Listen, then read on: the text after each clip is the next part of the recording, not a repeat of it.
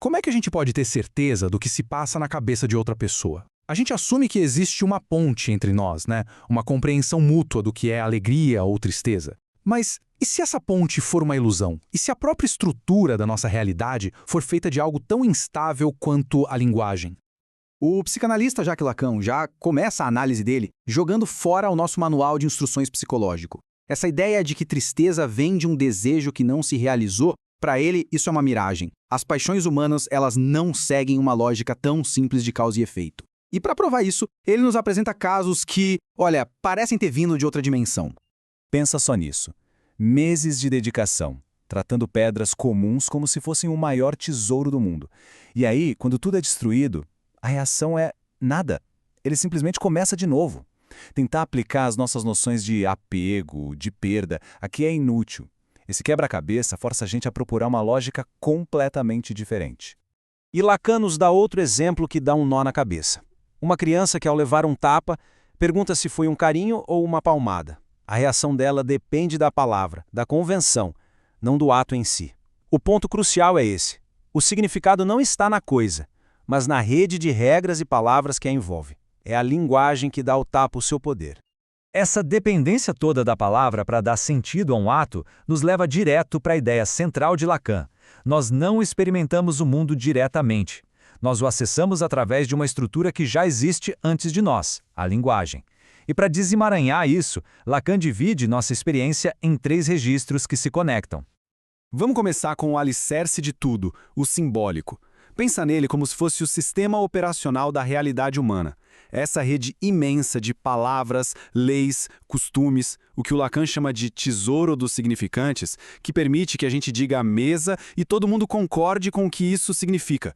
É essa rede que nos dá estrutura, sabe? Depois vem o imaginário. Este é o reino das imagens, das aparências, da identificação. É aqui que o bebê se vê no espelho pela primeira vez e pensa: opa, esse sou eu. É o domínio do ego, da rivalidade, de se ver através dos olhos dos outros. Mas, e aqui está o pulo do gato, por mais poderoso que pareça, o imaginário está sempre sujeito às regras do simbólico. É a linguagem que põe ordem nessas imagens. E por fim, o real. Atenção! O real não é a realidade. É aquilo que escapa da linguagem. É o trauma, o impossível, o caos bruto que o simbólico tenta, mas nunca consegue dominar por completo. É aquilo que a rede de palavras não consegue pescar. Então, para uma pessoa que funciona dentro do que a gente chama de normalidade, a realidade é, na maior parte, tecida pela ordem simbólica.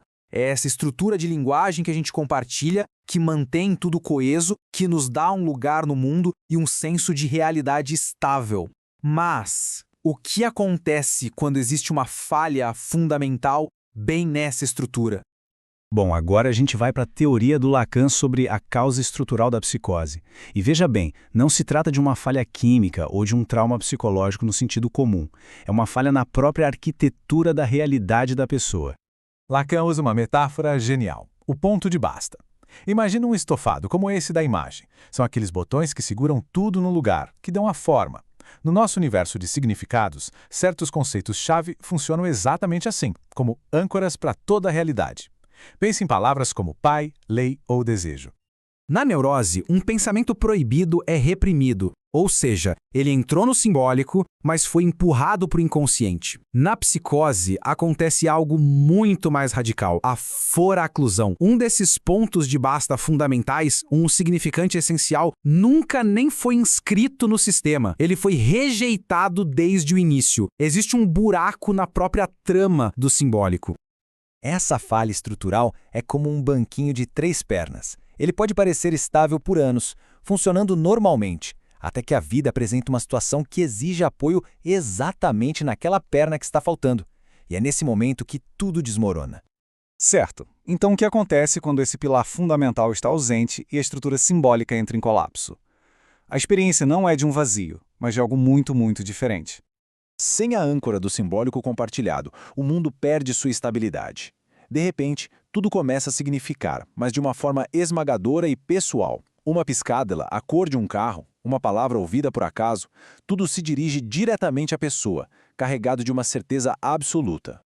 E é aqui que surgem os fenômenos que parecem tão bizarros para quem vê de fora. O que foi foracluído do simbólico, aquilo que foi rejeitado, retorna, mas retorna no real. Em vez de um conceito abstrato de lei, a pessoa pode ouvir vozes que a julgam. Lacan descreve os fenômenos de seu paciente. O uivo incontrolável, a certeza de que os pássaros e até a mobília falam, a sensação de ser constantemente observado. Uma realidade inteiramente nova e aterrorizante se impõe. Aqui, a distinção fica bem nítida. O neurótico está lutando com as regras do jogo simbólico. Ele constrói um sintoma para lidar com um conflito dentro da linguagem. Já o psicótico está numa situação em que falta uma das regras fundamentais do jogo. Para ele, a própria estrutura que sustenta a realidade compartilhada se desfez. Então, como isso nos ajuda a entender aqueles quebra-cabeças do início? O Homem dos Seixos, o tapa que poderia ser um carinho, a resposta não está em tentar sentir o que eles sentem. O ponto essencial é este. Os delírios e alucinações não são defeitos ou absurdos. São tentativas de reconstruir uma realidade. São a consequência rigorosamente lógica daquela falha estrutural primordial. O universo delirante tem sua própria coerência, uma vez que se entende a premissa de sua construção. Isso propõe uma mudança radical. Em vez de tentar uma empatia que, segundo Lacan, é impossível, a tarefa é uma análise estrutural. É como ser um linguista decifrando uma gramática desconhecida. O objetivo é mapear a lógica interna daquela realidade, por mais estranha que pareça. E esta é a grande virada de chave. A psicose não é a perda de contato com a realidade, resultando num vazio de sentido. Pelo contrário, é uma inundação de sentido, uma proliferação de significado pessoal e absoluto que ocorre precisamente porque a estrutura que normalmente o regula e o âncora no mundo compartilhado está quebrada. Isso nos deixa com uma pergunta bem inquietante. Se a única coisa que nos separa de um mundo onde tudo pode se dissolver num turbilhão de signos pessoais é essa frágil rede de palavras que herdamos, quão firme é de fato a nossa própria realidade?